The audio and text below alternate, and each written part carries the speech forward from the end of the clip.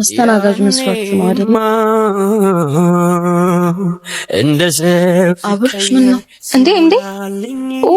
የድሮ ባሌ እንደውም በሱ ነው መታዘዝም ፈልገው። አሁን ምጥራይ ልጅ የድሮ ፍቅረኛዬ ናት እና ዞዬ።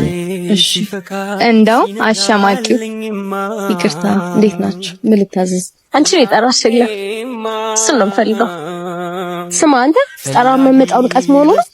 ይቅርታ እኔን አልመሰለኝም። ደግሞ የተውኩ ቦታ ላይ ነው አልተለወጥኩም። እሺ ምን ልታዘዝ? ንቀት መሆኑ ነው እሱ ማያመጣው።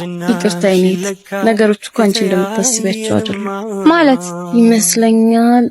አስተናጋጅ መስሏችሁ ነው አይደለ?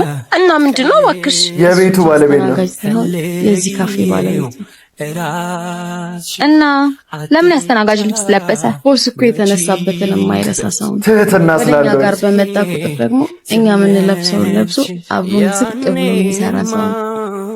አብረሽ አሁን ብር ሲኖረው እሺ፣ አንቺ የተውሽኝ ቦታ ላይ አይደለሁም።